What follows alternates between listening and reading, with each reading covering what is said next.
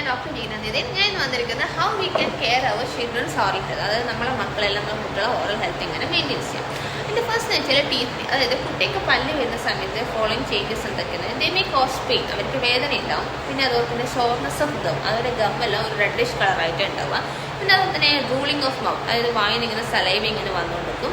പിന്നെ അവർക്ക് biting tendency, കടിച്ചുകൊണ്ടിരിക്കാനുള്ള tendency കൂടുതലായിരിക്കും. പിന്നെ മൊത്തത്തിലൊരു ഡിസ്കംഫർട്ട് ഇവരുണ്ടാകും. അപ്പോൾ ഇതൊക്കെ എന്ന് വെച്ചാൽ അവർക്ക് പല്ല് വരുന്നതുകൊണ്ടുള്ള ചേഞ്ചസ് ആണ്. ഓക്കെ, പിന്നെ ജസ്റ്റ് എന്ന് വെച്ചാൽ ടൂത്ത് ഡീക്കേ, അതായത് അവർക്ക് ഈ വന്ന പല്ലിന് ഡീക്കേ ഉണ്ടായിട്ട് അവർക്ക് മേ കോസ് പെയിൻ ഉണ്ടാകും. Also this infection may spread to the permanent teeth, അതായത് അവർ ഈ ഇൻഫെക്ഷൻ വരുന്ന പെർമനൻ്റ് ആയിട്ട് ടീത്തിനെയും കൂടി ഇൻഫെക്ഷൻ സ്പ്രെഡ് ചെയ്യാനുള്ള സാധ്യത കൂടുതലാണ്. നെക്സ്റ്റ് എന്ന് വെച്ചാൽ തംസക്കി, അത് ഞാൻ കണ്ടിട്ട് ചില കുട്ടികളെന്ന് വെച്ചാൽ ഈ നമ്മൾ തള്ള വെള്ളിങ്ങനെ വായിലിട്ട് ഇതാക്കണം.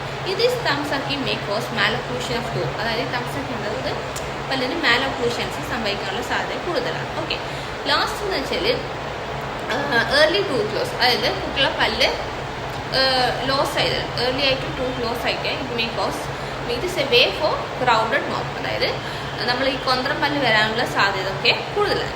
ഇനി ഇതിൻ്റെ റെമഡീസ് എന്തൊക്കെയാണെന്ന് വെച്ചാൽ ഞാൻ നെക്സ്റ്റ് വീഡിയോയിലേക്ക് പറയുന്നേക്കും നമുക്കിത് എങ്ങനെ ഇതിനെ മെയിൻറ്റെയിൻ ചെയ്യാനുള്ളത്. Okay, so do follow me, stay tuned.